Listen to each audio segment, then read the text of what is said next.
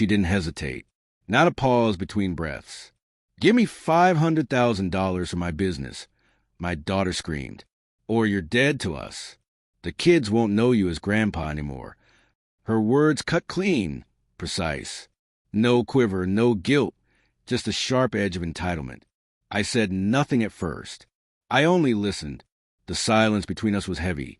Years of love reduced to static on a line. Then came the click, the disconnection, and something long dormant inside me stirred awake. 3 months passed before she called again. Her voice shook this time. Desperation had replaced arrogance. "Dad, please, we need you." I didn't answer. I let her speak into the emptiness, the way a child confesses to a locked door. After she hung up, I sat in darkness for hours. The house was quiet, save for hum of the refrigerator and the faint tick of the clock my late wife wound every Sunday. I thought about the years I had financed her schooling, the house, her failed ventures, her lies about needing help for the grandkids. Love had become a ledger, and I was the debtor. It wasn't the money that hurt the most. It was a transaction itself, the cold, deliberate threat to erase me from my grandchildren's lives. Blood, I realized, was just another currency, and mine had gone bankrupt. I began observing quietly. No confrontation, no emotion, just calculation. Her husband's business filings, fake partnerships, the new store she claimed to open, registered in his name, not hers. Credit lines maxed out under my co-signature. I didn't call her. I didn't accuse. I simply watched. Her social media was full of vacations, designer clothes, dinners, not the struggle she painted in her desperate calls. The old me, the father, would have tried to understand. The new me, the one she forced into existence, wanted only truth. I contacted a private investigator, a quiet man who owed me a favor from decades ago. Within 2 weeks, he sent everything: bank records, emails, transcripts of messages between her and her husband. Dad's good for it. Push harder. Guilt works. I stared at those words. They weren't angry. They were tactical, calculated. She hadn't been pleading for help. She'd been negotiating a heist, with her father as a mark. The truth settled cold in my bones. I wasn't her father anymore. I was her strategy. She called again that week. Her voice trembled, rehearsed sorrow. "Dad, I made mistakes. We just need one more chance."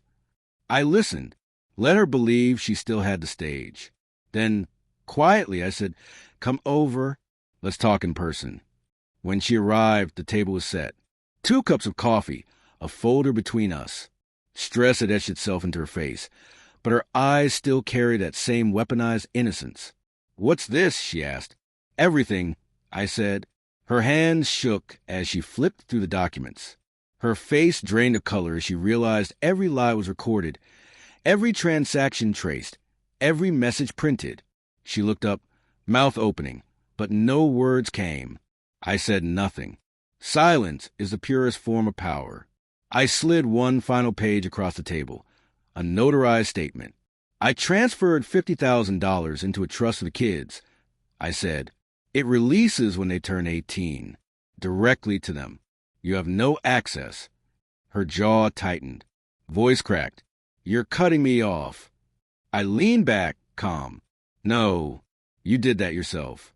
Tears fell not for me, but for what she had lost. Control. She reached across the table, fingers trembling, seeking the father she once knew. I didn't move. The distance between us was earned. "You don't mean this," she whispered. I met her eyes, the same ones that once called me daddy, and said quietly, "I already did." That night, I sat by the window, watching city lights flicker. I thought of her as a child, mud on her shoes, hair tangled, running into my arms after falling from her bike. She used to believe I could fix anything. But some things can't be fixed.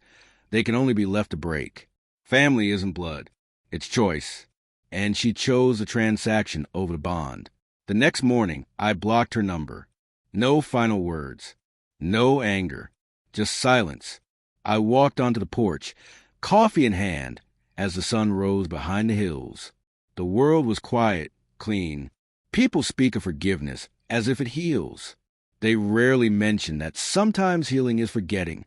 I took one last breath of morning air and whispered to myself, "You wanted me dead to you, so I am." And I never looked back. Thanks for watching. Don't forget to like, share, and comment. Subscribe to Cheating Stories Insight World for more gripping stories.